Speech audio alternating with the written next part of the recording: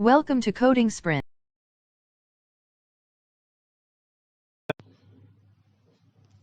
तो दोस्तों आ चुके हैं एक और नए वीडियो के साथ और आज की इस वीडियो में डिस्कस करने वाले हैं एक और इंटरेस्टिंग क्वेश्चन। तो वीडियो को पूरा एंड तक जरूर देखिएगा। चलिए स्टार्ट करते हैं। तो क्वेश्चन क्या है? क्वेश्चन यहाँ पर यह है कि आपको दो ग्रिड में 2 पॉइंट दिया रहेगा, यानी कि यहाँ पर 2,3 दिया है, यहाँ पर 5,6 दिया है। मान लीजिए यहाँ पर रोहन खड़ा और यहाँ पर अमित खड़ा है। रोहन अमित का दोस्त है और अमित से मिलने जाना चाहता है रोहन।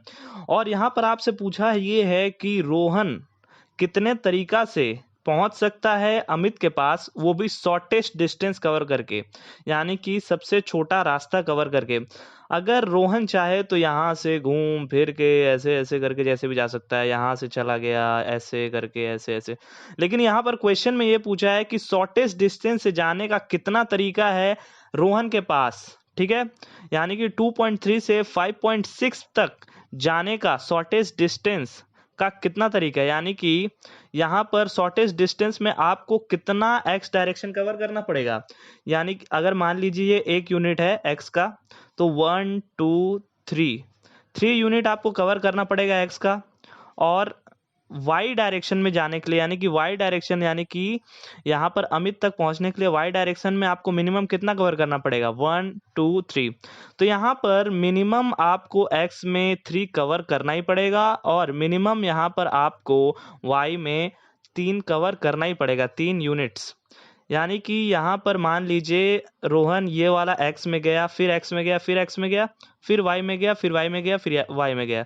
यानी कि यहाँ पर सबसे पहले वो 3 ठो यूनिट डायरेक्शन यूज़ किया एक्स का, और वो यहाँ पर पहुँच गया इस वाले पॉइंट पे, फिर यहाँ से सीधा वाई डायरेक्शन को पकड़ के ऊपर चला गया। तो यहाँ पर आपको बताना है कि कितना तरीका हो सकता है। मान लीजिए रोहन ने यहाँ से स्टार्ट किया, सबसे पहले वाई में गया, फिर एक्स में गया, फिर एक्स में गया, फिर वाई में गया, फिर एक्स में गया, फिर वाई में गया। तो यहाँ पर 3 बार एक्स में गया, 3 बार वाई में गया, वो सेम ही है। शॉर्टेस्ट डिस्टेंस का कितना तरीका आपको ये बताना है। तो कैसे करेंगे आप सोचिए, ट्राई करिए, फिर उसके बाद देखिए इस वीडियो को। तो चलिए बताता हूँ कि ये कैसे करना है आपको। यहाँ पर आपको सबसे पहले ये निकाल लेना है कि शॉर्टेस्ट डिस्टेंस जाने के लिए कितना एक्स और कितना वाई कवर करना मस्ट है, यानी कि उतना कवर करना ही पड़ेगा। तो यहाँ पर x में 3 यूनिट्स जाना ही पड़ेगा, यहाँ पर 3 यूनिट्स 1 2 3। और y में कितना यूनिट्स जाना ही पड़ेगा, 1 2 3। यहाँ पर कहीं और रखा होता तो यहाँ पर उस हिसाब से x का यूनिट चेंज होता, y का यूनिट चेंज होता, उस हिसाब से कितना यूनिट जाना पड़ता वो चेंज होता था, ठीक है। यहाँ पर तो आपको करेंगे क्या कि यहाँ पर 5 को 2 से माइनस करेंगे तो आपको मिल जाएगा कि x में कितना यूनिट कवर करना जरूरी है।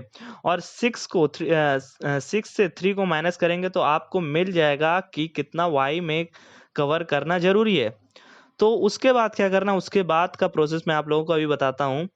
तो यहाँ पर देखिए, यहाँ पर क्या है कि x एक्सिस 1 यूनिट को मैंने h पकड़ा है। हाँ ठीक है ठीक है। एक्स एक्सिस 1 यूनिट को यहाँ पर मैंने h पकड़ा, यानी कि ये जो एक यूनिट है, ये छोटा वाला डब्बा में जितना लाइन आ रहा है उसको मैंने h पकड़ा है। और यहाँ पर y एक्सिस का जो 1 यूनिट है, यानी कि ये वाला जो ये लाइन है, इसका जो डिस्टेंस है उसको मैंने v पकड़ा है। और यहाँ पर क्या लिखा है, इन द गिवन क्वेश्चन में क्या है कि 3 बार h में जाना ही पड़ेगा, यानी कि 3 यूनिट्स ऑफ y कवर करना ही पड़ेगा, यानी कि 3h।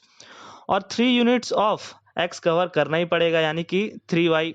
ये क्या बोल रहा हूँ मैं, ओह माय गॉड, ये मैंने गलत लिख दिया, यहाँ पर 3v होगा, माफ़ी चाहता हूँ। यहाँ पर 3 यूनिट्स x में कवर करना ही पड़ेगा, इसलिए यहाँ पर 3h, और 3 यूनिट y में कवर करना ही पड़ेगा, यहाँ पर 3v। इसलिए आपको समझ में आ गया। तो यहाँ पर होगा क्या, यहाँ पर आप इस चीज को, यानी कि h h h y y y, आप अगर इस चीज को अरेंज करें, यानी कि सबसे पहले आप एक यूनिट x में गए। यहाँ पर एग्जांपल देखिए क्या है, सबसे पहले आपने यहाँ पर क्या किया कि एक यूनिट आप गए x में, फिर यहाँ पर एक यूनिट गए y में। ये v होना चाहिए था, मैंने यहाँ पर y कर दिया है। चलिए यहाँ पर एक काम करते हैं, इस वाले को y ही कर देते हैं, ये जो v है इसको y कर देते हैं। तो आप समझ रहे हैं आपको कोई कन्फ्यूजन नहीं हो रहा है? यहाँ पर x का एक यूनिट को मैंने पकड़ा है h, y के एक यूनिट को पकड़ा है, y एक्सिस के एक यूनिट को पकड़ा है y, और यहाँ पर जो क्वेश्चन के हिसाब से यहाँ पर मिनिमम x में जाना पड़ेगा 3 बार, तो यहाँ पर 3h, मिनिमम y में जाना पड़ेगा इसलिए यहाँ पर 3y, और उसके बाद इसका अरेंजमेंट करने वाले हैं, यानी कि एक यूनिट पहले x में गए, फिर एक यूनिट फिर से x में गए, फिर एक यूनिट x में गए, फिर y में गए, फिर y में गए, फिर y में गए। तो इसका जितना अरेंजमेंट बन सकेगा वही आपका होगा आंसर। जितना तरीका का अरेंजमेंट आप बना सकेंगे उतना ही तरीका का वेज हो जाएगा, उतना ही रास्ता बन जाएगा। तो यहाँ पर एग्जांपल के तौर पर देखिए, अगर मान लीजिए आप सबसे पहले गए x में, उसके बाद फिर गए y में, उसके बाद फिर गए x में, उसके बाद फिर गए y में, उसके बाद फिर गए x में, उसके बाद फिर गए y में, तब भी आप 5,6 पे पहुंच जाएंगे। यानी कि मैं क्या करना चाह रहा हूँ, पहले हम लोग x में गए, फिर हम लोग गए y में, फिर x में गए, फिर गए y में, फिर x में गए, फिर गए y में, इस तरह से हम लोग यहाँ पर पहुंच गए। और एक क्या कंडीशन मैंने लिखा है, यहाँ पर कई तरह के कंडीशन बनेंगे, तो उस हिसाब से अभी हम लोग देखते हैं क्या क्या है। यहाँ पर 3 कंडीशन ही मैंने लिखा है आपको समझाने के लिए। उसके बाद क्या लिखा, सबसे पहले हम लोग x में गए, फिर x में गए, यानी कि एक यूनिट x में चले, फिर से दूसरा यूनिट भी जो था वो भी x में चले, फिर उसके बाद पहला यूनिट जो था वो y में गए, फिर उसके बाद वाला यूनिट जो था वो भी y में गए, फिर x में गए, फिर y में गए। यानी कि यहाँ पर हो क्या रहा है, यहाँ पर सबसे पहले इस वाले x में आया मैं, फिर से x में आया, फिर y, फिर उसके बाद फिर y, फिर x, फिर y, तो मैं यहाँ पर पहुंच गया। फिर एक और कंडीशन यहाँ पर लिखा हुआ y h h y h y, यानी कि सबसे पहले y में चले हम लोग एक यूनिट, फिर x में चले, फिर x में चले, फिर उसके बाद y में चले, फिर उसके बाद x में चले, फिर उसके बाद x में चले, फिर उसके बाद y में चले। तो इसी तरह करके आपको बताना है कितना तरीका का वे हो सकता है। तो आपको ये पता होगा, या फिर नहीं भी पता हो तो मैं बता देता हूँ। अगर आपने परम्यूटेशन कॉम्बिनेशन किया है तो आपको ये पता होगा कि n डिस्टिंक्ट ऑब्जेक्ट को अरेंज करने का तरीका होता है n फैक्टोरियल, और उसमें अगर कोई चीज़ सेम है, यानी कि मान लीजिए 5 डिस्टिंक्ट ऑब्जेक्ट है, उसमें आपको अरेंज करना है, तो उसका क्या होगा वैल्यू 5 फैक्टोरियल।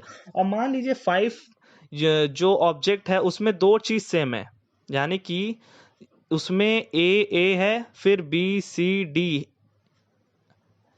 आपको समझ में आ रहा है? आप कुछ रिस्पॉन्स नहीं कर रहे। हेलो है क्या बोल रहे हैं? तो मैं कहाँ पर था, मैं भूल गया क्या? हाँ, तो मैं बोल रहा था यहाँ पर कि आपको n डिस्टिंक्ट ऑब्जेक्ट को अरेंज करने का तरीका होता है n फैक्टोरियल, यानी कि 5 अलग अलग ऑब्जेक्ट रखा है, A B C D E. A B C D E को आप मतलब ई को सबसे पहले रख दिए, फिर ए को सेकंड पोजीशन पे, इस तरह से अरेंज करने का तरीका होता है 5 फैक्टोरियल, यानी कि n फैक्टोरियल, जितना नंबर ऑफ ऑब्जेक्ट है। अगर उसमें मान लीजिए ए बी सी डी है, यानी कि ए 2 बार आ गया है, तो यहाँ पर होगा क्या कि 5 फैक्टोरियल डिवाइडेड बाय 2 फैक्टोरियल, यानी कि यहाँ पर हुआ क्या कि आपका जितना नंबर ऑफ सेम ऑब्जेक्ट्स है, यानी कि ए 2 बार आ गया तो डिवाइड कर देंगे उसको 2 फैक्टोरियल से। मान लीजिए ए बी बी उसके बाद सी आ रहा है, तो यहाँ पर क्या हो जाएगा 5 factorial by 2 factorial into 2 factorial. तो इस तरह से नंबर ऑफ वेज निकल जाएगा अरेंज करने का। तो हम लोग को इसको अरेंज ही करना है, यहाँ पर कितने तरीका से हम लोग अरेंज कर सकते हैं वही हो जाने वाला है इसका आंसर। तो यहाँ पर जो वो है मतलब कि कितना नंबर ऑफ यूनिट्स हम लोग को चलना पड़ेगा एक्स में और कितना नंबर ऑफ यूनिट्स चलना पड़ेगा वाई में, तो टोटल हमने मिला दिया तो वो कितना ऑब्जेक्ट्स हो गया, यानी कि कितना यूनिट्स हो गया। तो यहाँ पर 6 यूनिट्स हो गया, यानी कि 6 ऑब्जेक्ट्स हो गया। इसको ऑब्जेक्ट पकड़ते हैं हम लोग, 6 ऑब्जेक्ट हो गया। तो उसको अरेंज करने का तरीका कितना हुआ 6 फैक्टोरियल, और उसमें एच एच एच सेम आ जा रहा है तो 3 फैक्टोरियल से डिवाइड करेंगे, फिर वाई वाई वाई सेम आ जा रहा है तो फिर उसको 3 फैक्टोरियल से डिवाइड करेंगे, तो ये हो जाएगा आपका आंसर। तो ये सिंपल सा मैथमेटिकल कैलकुलेशन वाला क्वेश्चन था। अगर आपको मैथमेटिक्स में परम्यूटेशन कॉम्बिनेशन किया तो ये बहुत ईजी है, वैसा कोई बात नहीं है। चलिए मैं इसका कोड दिखा देता हूँ यहाँ पर क्या है। तो यहाँ पर मैंने सबसे पहले 4 वेरिएबल लिए x1 y1 x2 y2, और यहाँ पर लिखा मैंने इंटर द फर्स्ट कोऑर्डिनेट, यानी कि फर्स्ट कोऑर्डिनेट का जो इंडेक्स है x1 वो डालो, उसका जो y क्या बोला मैंने इंडेक्स नहीं x कोऑर्डिनेट डालो, y कोऑर्डिनेट डालो। उसके बाद यहाँ पर क्या लिखो इंटर द सेकंड कोऑर्डिनेट, उसके बाद x जो सेकंड वाला जो कोऑर्डिनेट है उसका x कोऑर्डिनेट डालो, उसका y कोऑर्डिनेट डालो, दोनों डाल दिए। उसके बाद यहाँ पर जो है int A B S X, तो यहाँ पर इसका मतलब अभी बताता हूँ, उससे पहले मैं आप लोगों को एक मेथड बनाया हूँ जिससे हम लोग फैक्टोरियल कैलकुलेट करने वाले हैं, तो वो देख लेते हैं। पब्लिक स्टैटिक इंट यानी कि इंटीजर टाइप मेथड है, यानी कि ये इंटीजर रिटर्न करेगा। और यहाँ पर मैंने पैरामीटर लिया है ए को, इंटीजर टाइप पैरामीटर और वेरिएबल ए है।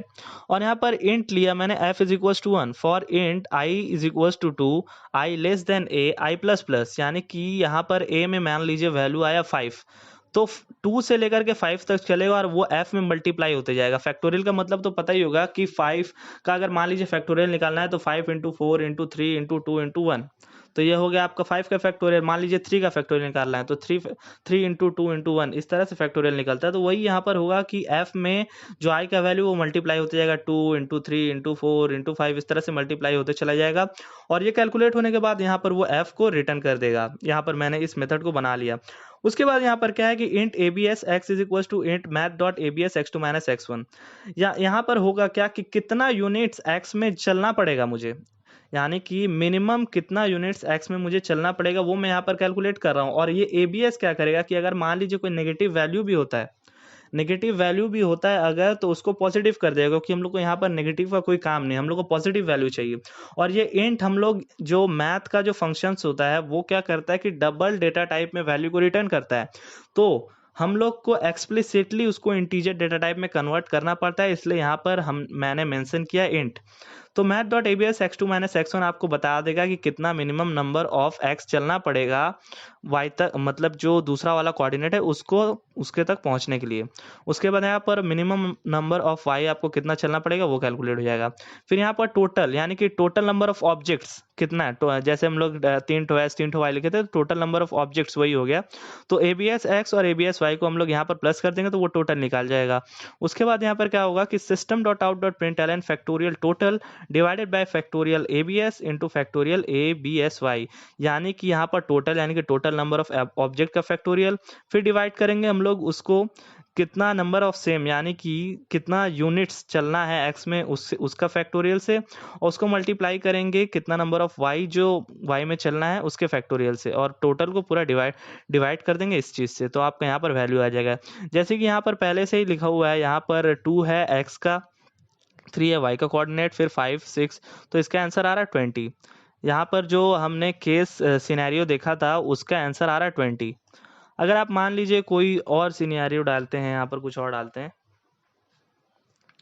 कुछ और मान लीजिए 4 डालते हैं, फिर यहाँ पर 8 डालते हैं, फिर यहाँ पर 10 डालते हैं, फिर उसके बाद यहाँ पर क्या डालें, यहाँ पर 9 डाल देते हैं, तो आंसर कितना आ रहा है, तो आंसर आ रहा है यहाँ पर 6, यानी कि 7 तरीका है वहां तक पहुंचने का।